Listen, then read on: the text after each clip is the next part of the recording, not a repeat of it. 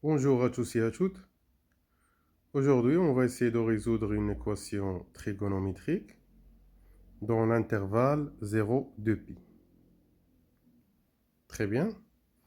Donc, on a l'équation suivante. 2 cosinus de x moins pi sur 3 est égal à racine de 3. Premièrement, on va faire passer 2 de l'autre côté.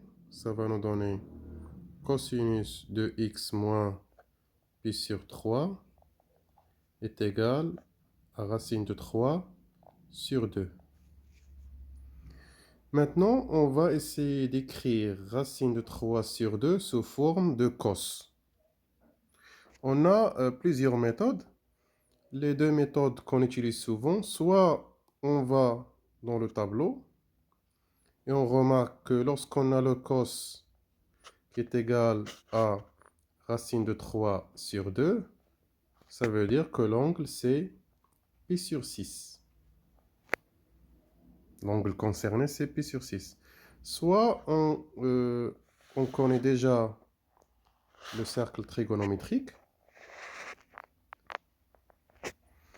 Et lorsqu'on veut racine de 3 sur 2 comme cos, on remarque que cet angle-là, c'est pi sur 6 ou moins pi sur 6.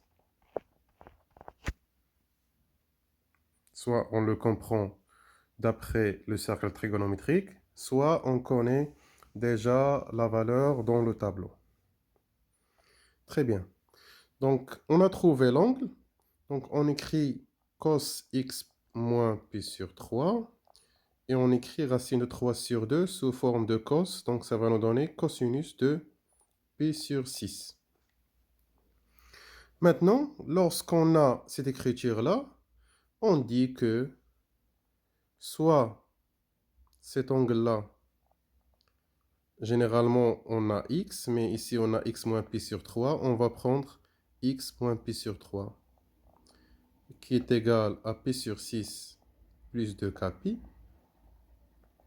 avec k appartient à z, ou le x moins pi sur 3 est égal à moins pi sur 6,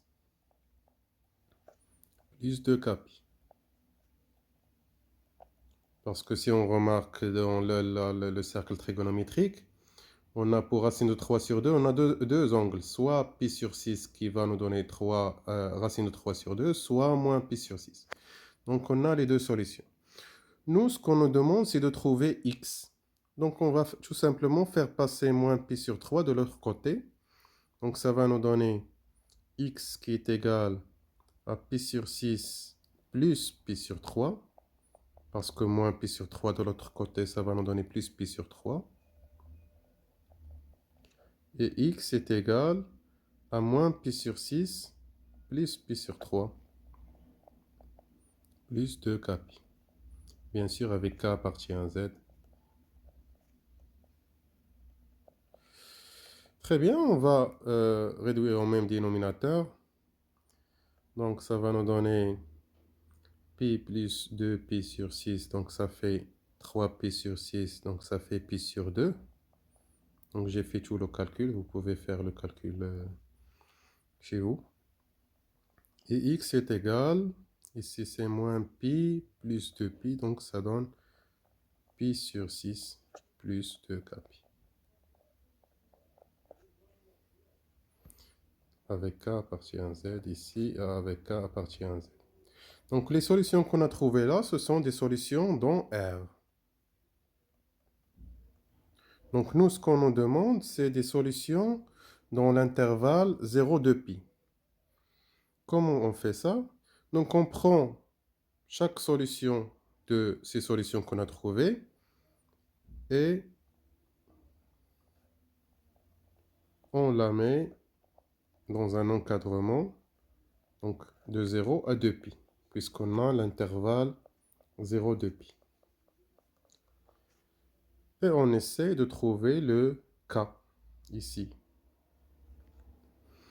Donc, déjà, on va diviser le tout par pi, donc ça va nous donner 0, 1 demi plus 2k,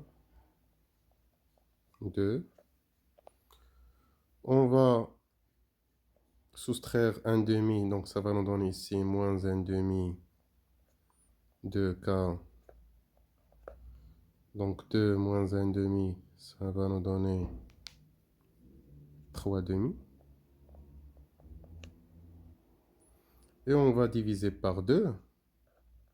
Donc ça va nous donner moins 1 sur 4. K. Et 3 sur 4.